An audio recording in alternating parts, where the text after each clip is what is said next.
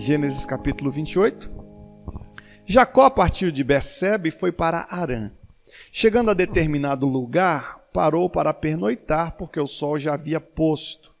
Tomando uma das pedras ali, usou-a como travesseiro e deitou-se. Olha aí que interessante. Estava ali no semiárido, ali num lugar árido, na verdade. Precisou de dormir, só que ele devia ser igual eu, que gostava de travesseiro, e ele fez de uma pedra ali o seu travesseiro. 12. E teve um sonho no qual viu uma escada apoiada na terra.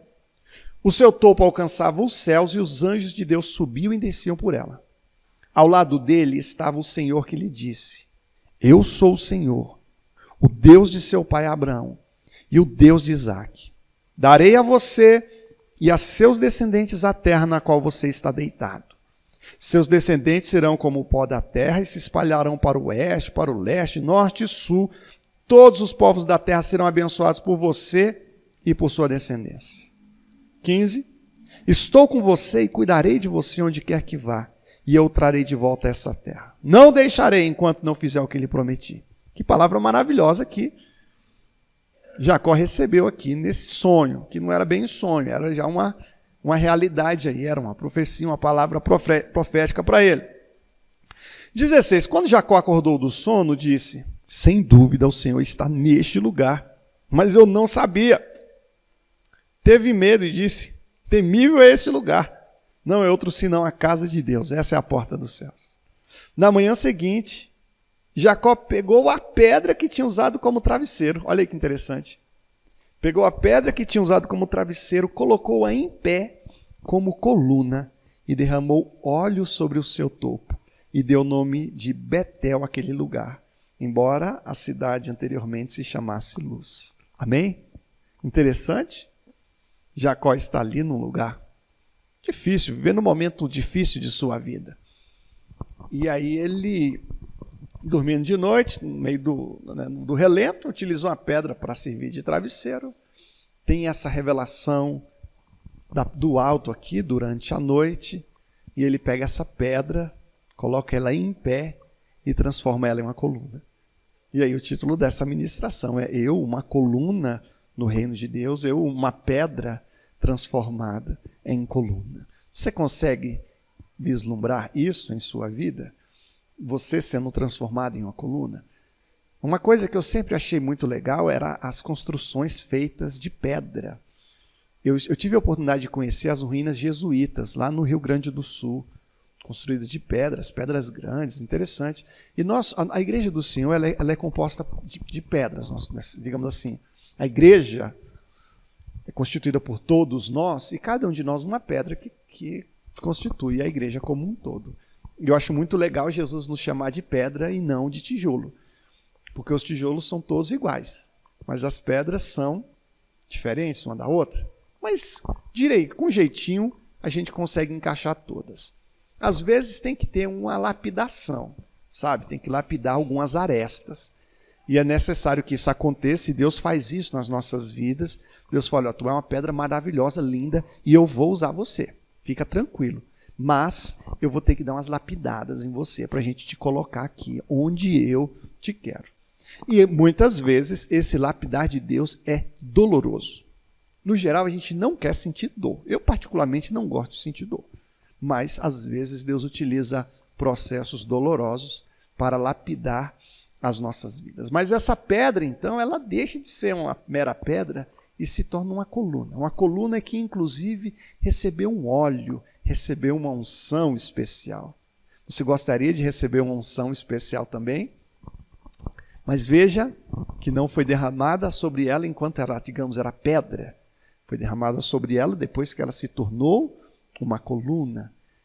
Queridos, existe algo no Senhor que está reservado para nós, mas que nós somente receberemos quando nós alcançarmos um novo nível no Senhor.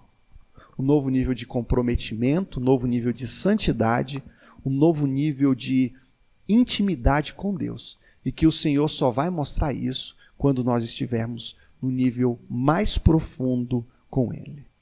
Existem coisas íntimas minhas que eu só mostro para pessoas mais próximas a mim. Às vezes é um lugar que eu frequento, alguns contextos que não é com qualquer pessoa que eu viajo, por exemplo, para Caldas Novas. Eu já viajei com o Alber, que o Alber é amigão meu. E assim, por ele ser mais íntimo, ele conhece mais de minha vida, como eu conheço mais dele também. E à medida que você vai se aprofundando no seu relacionamento com Deus, você vai conhecendo mais do Senhor. E quanto mais do Senhor você conhece, mais você se surpreende, porque o nosso Deus é um Deus surpreendente, é um Deus maravilhoso. E eu gostaria que você aceitasse ser elevado por Deus a novos patamares. Às vezes a gente não quer isso, a gente só quer ser coadjuvante mesmo, sabe? Eu já vi o pessoal dizendo o seguinte assim, se eu for para o céu, não interessa se eu vou ser nem um faxineiro do céu, se eu for para faxineiro do céu já está bom demais. Deixa eu no cantinho, se eu ficar no cantinho, e às vezes a gente quer ficar no cantinho e tal.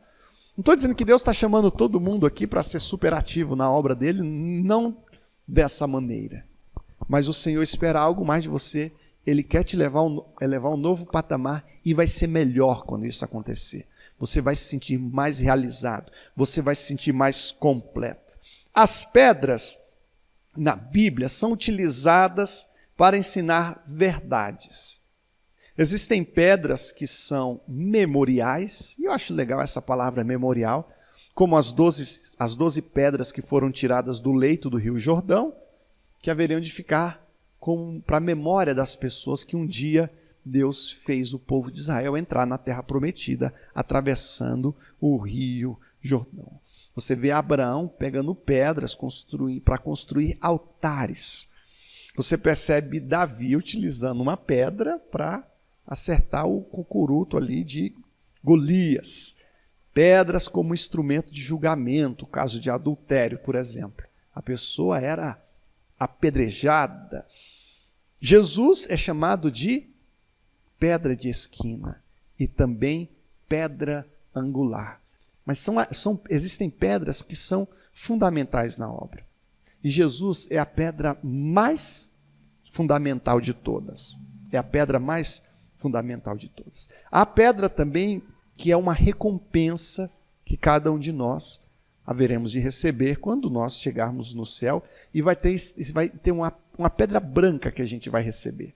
E sabe o que vai estar escrito nessa pedra? O que vai estar escrito nessa pedra, irmãos Leite? Um novo nome para você. Já pensou? Agora, essa pedra, queridos, que Jacó pega e coloca como travesseiro, é uma pedra que serve como travesseiro. E eu não tenho dúvida que o povo de Deus é chamado para servir. O próprio Jesus, dando um exemplo maravilhoso, ele diz, olha, o Filho do Homem, ele não veio para ser servido, ele veio para servir. E em Cristo Jesus nós aprendemos a servir. Em Cristo Jesus nós aprendemos a amar. E é natural que quando nós amamos, nós pegamos uma parte do que somos e do que temos e colocamos para o serviço de outras pessoas. Por mais que que a pedra fosse uma pedra, ela serviu para Jacó descansar.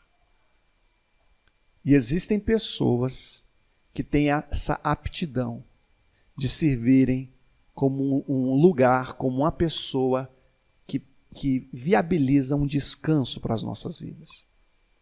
Existem pessoas que quando você vê essa pessoa, você está com essa pessoa, você se tranquiliza. Não é necessário nem que a pessoa diga nada. Só a companhia da pessoa já te dá uma paz. Graças a Deus, o meu pai e a minha mãe são duas pessoas que sempre que têm sido essa pessoa assim para a minha vida. São pessoas que trazem conforto, em quem a gente pode descansar. Existem irmãos da igreja que são assim, onde o pastor pode ligar, pode procurar, pode se encontrar e a pessoa vai dar um descanso para o pastor. Isso não acontece normalmente na minha vida, não, mas eu vou dar esse exemplo. Mas tem irmão que se eu chegar e disser, irmã, eu estou morrendo de fome, tem alguma coisa para comer? E se não tiver nada para comer na casa da pessoa, a pessoa vai dizer, tem sim, pastor, pode vir. E o tempo de eu chegar na casa dele ou dela, é o tempo que ela já vai na casa de um ou de outro e e providencia tudo, e faz um almoço, e frita um ovo, faz um arroz, alguma coisa, e compra um pão de queijo, dependendo do horário. É uma disposição em servir. Eu não estou falando que o pastor vai sair comendo pão de queijo na casa de todo mundo, nem que eu estou pedindo isso, não. Se bem que faz mal, né, vocês chamarem de vez em quando, mas o X da questão aqui é a disposição de servir. E não só o pastor, nas diversas situações, até no local de trabalho. Existem pessoas que escondem a informação, escondem o conhecimento, escondem o caminho das pedras, nunca estão dispostos a ajudar os outros. E é muito triste quando essa pessoa que só nega o conforto, que só nega a ajuda, que só nega essa mão estendida, é um cristão, é uma pessoa que se diz crente, que faz brotar ainda no coração dos demais colegas de trabalho um ódio, uma despeita, uma insatisfação. Essa pedra, ela serviu. A Bíblia fala de Eliseu servindo a Elias, Josué servindo a Moisés, Samuel chamado para Deus para servir a quem? A Eli. E isso é até uma coisa bem engraçada, assim,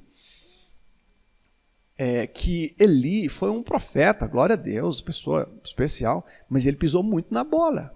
Ele foi um péssimo pai, ele criou Ofni e Finés de uma forma horrível, aceitou muita coisa que não deveria aceitar, repudiar, mas mesmo ele sendo essa pessoa complicada, Samuel serviu a Eli.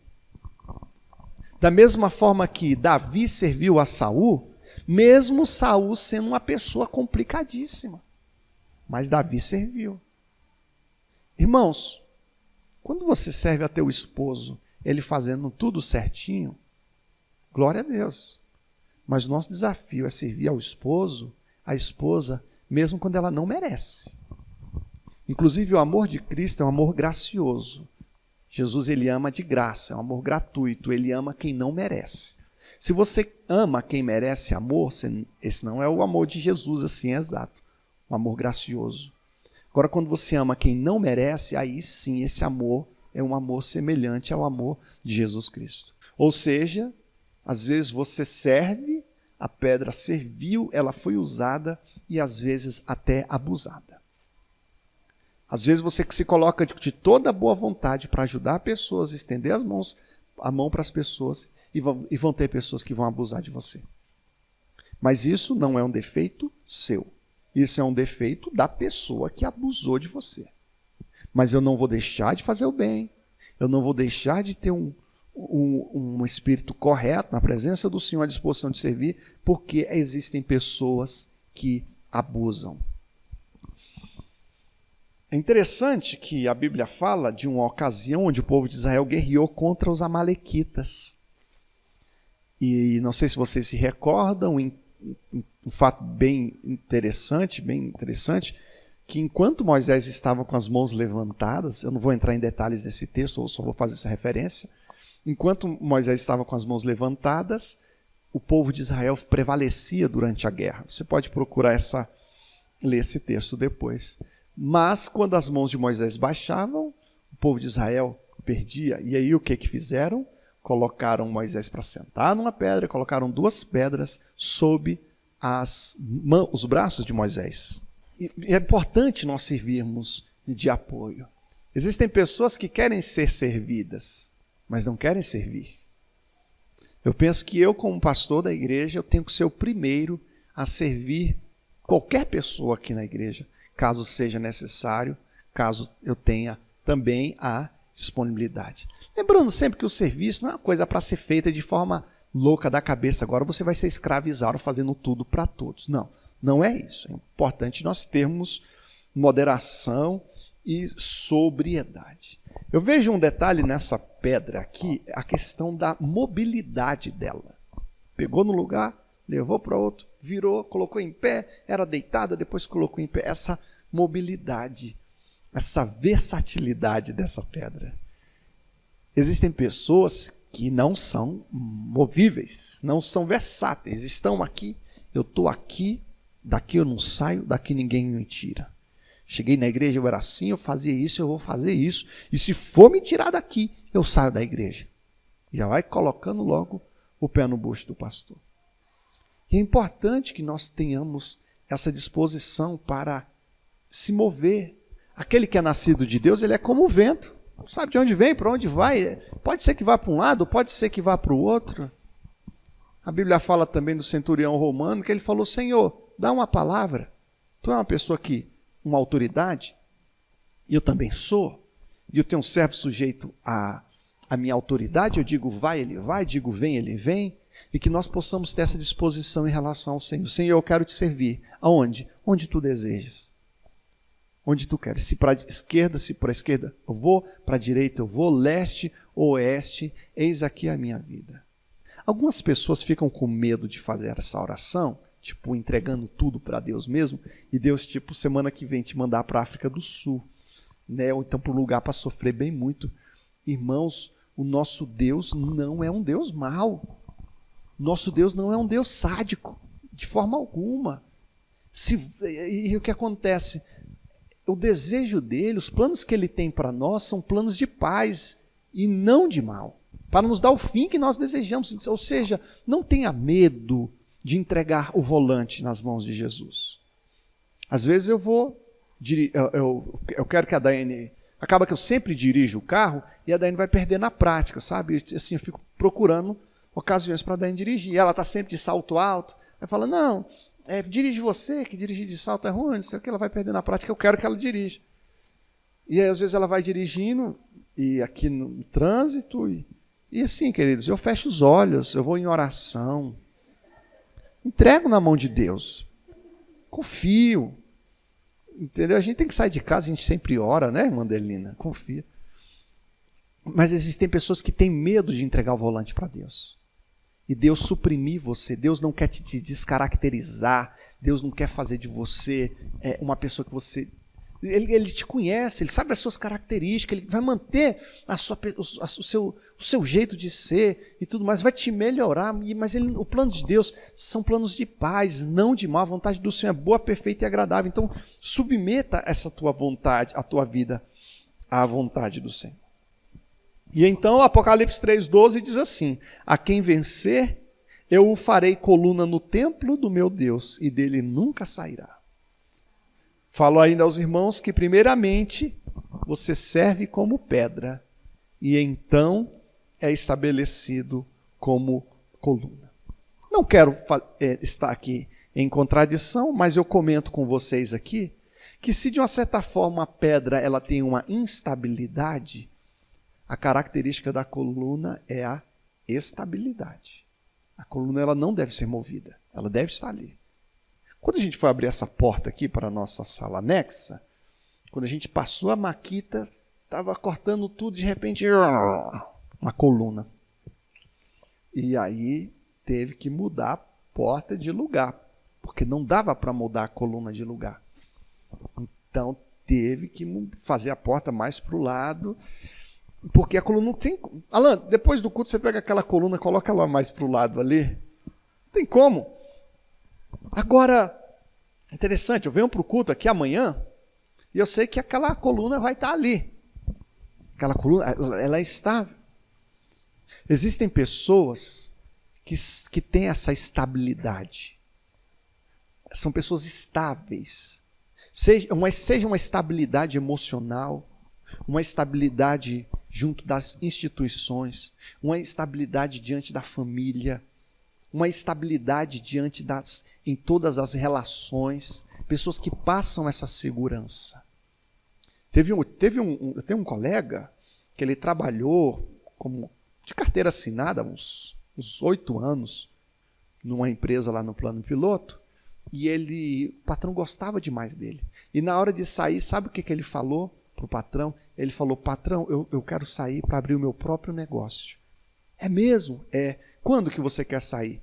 Isso era tipo em janeiro. Ele falou, eu vou sair em novembro.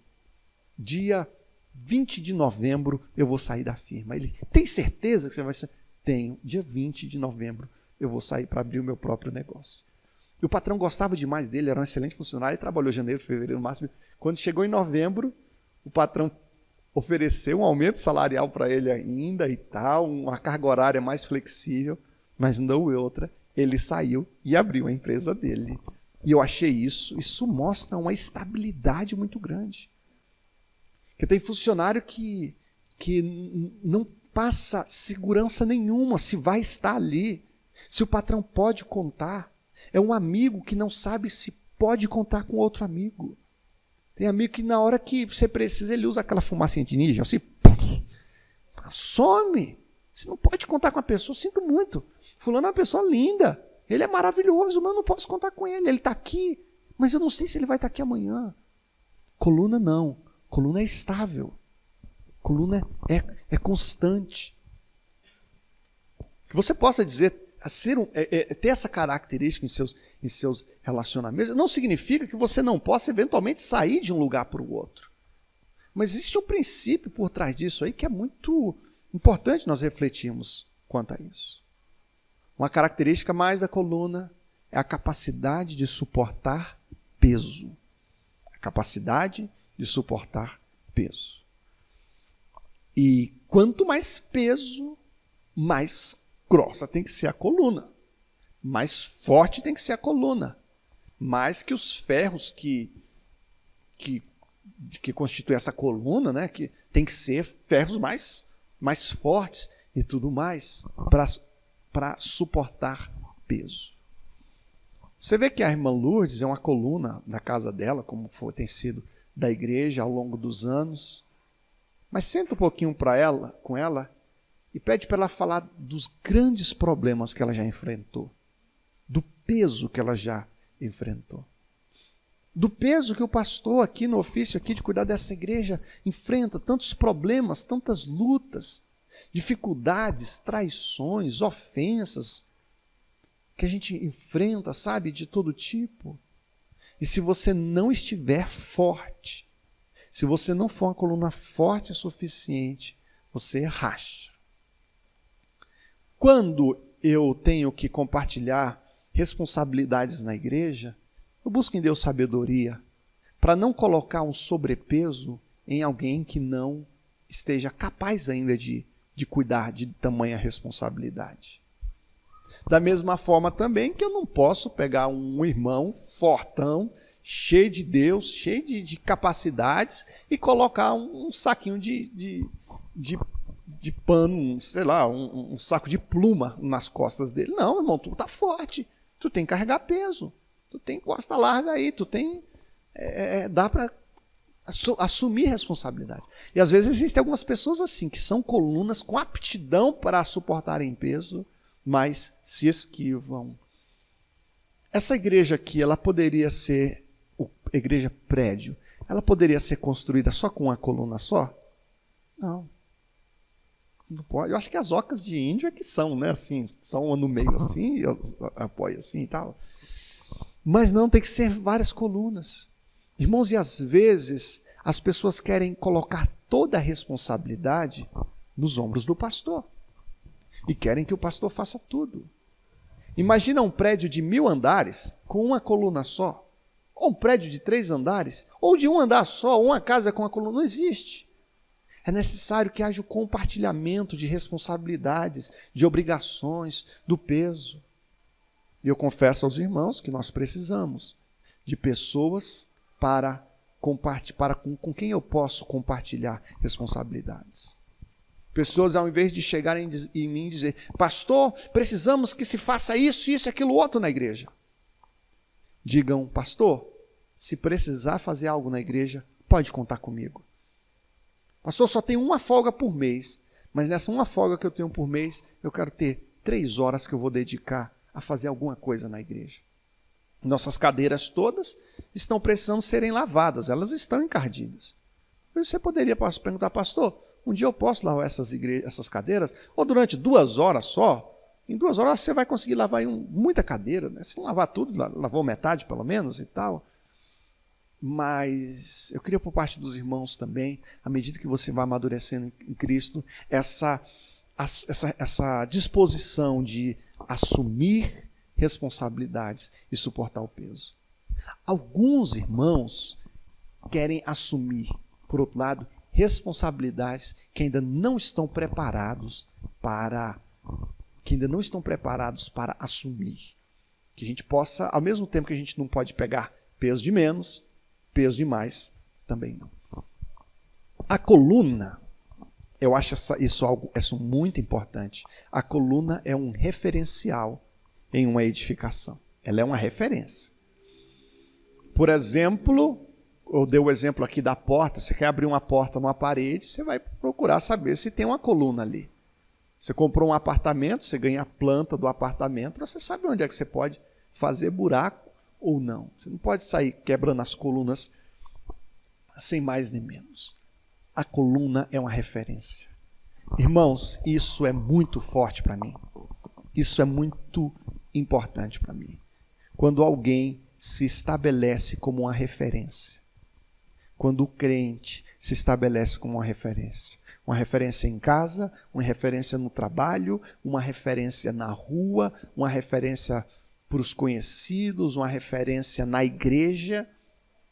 E as pessoas olham para ele e dizem, olha, eu tenho que considerar a opinião dele. Eu tenho que buscar o conselho dele. Eu quero ser como ele. Eu quero ser como aquela irmã. Aquela irmã é uma mulher de Deus, uma mulher inteligente, uma mulher bonita, uma mulher de caráter. Eu quero ser como aquele irmão. Olha, quantos anos que eu conheço ele, com a conduta excelente na igreja, uma pessoa tão esforçada, tão dedicada. Referência de santidade, de integridade, de humildade, de santidade, de sabedoria. Queridos, você é hoje uma referência? Eu posso chamar você aqui para frente e apresentar você à igreja como uma pessoa em quem os irmãos devem se espelhar? Você está preparado para ser essa referência? Eu quero que você cresça e busque isso. Logicamente, nenhum de nós vamos ser perfeitos. A Isabela não vai ser perfeita, só quando Jesus voltar. Mas mesmo assim, ela pode ser uma jovem em qual as demais jovens se inspirem. Em que as demais jovens vejam nela uma pessoa para se inspirar. Os irmãos estão entendendo? Amém? Já caminhando para o fim, uma questão aqui da coluna. Aqui na nossa igreja nós temos várias colunas. 6 delas ali, são visíveis. As outras estão invisíveis. A maioria das pessoas querem ser colunas visíveis. Visibilidade é tudo de bom. Todo mundo quer visibilidade, via de regra. Você vê que o Facebook, Orkut, fez sucesso demais porque deu visibilidade para as pessoas. As pessoas estão te vendo. Antigamente você comia a picanha ali, ninguém sabia que você estava comendo a picanha. Agora você está comendo a picanha, você pode mostrar a picanha para todo mundo. Todo mundo está vendo ali a picanha maravilhosa que você comeu. Você está na praia, então você mostra, ei pessoal, estou na praia aqui, não sei o que, só os melhores e tal, praia, em Jampa. Mas a coluna na obra de Deus, nem sempre ela é visível. E algumas pessoas não sabem lidar com isso, com a invisibilidade. Às vezes você faz, trabalha, teve trabalho, teve chateação, e o pastor nem viu. A maioria das coisas que vocês fizeram no reino de Deus, eu não vi, irmã Marisa. A maioria das coisas que a irmã fez nas células que a irmã dirige, todo trabalho no cuidado com as irmãs da igreja também, de aconselhar, o pastor não viu. Mas eu posso falar uma coisa para vocês, Deus viu, Deus vê. E o teu pai que vem em secreto te recompensará.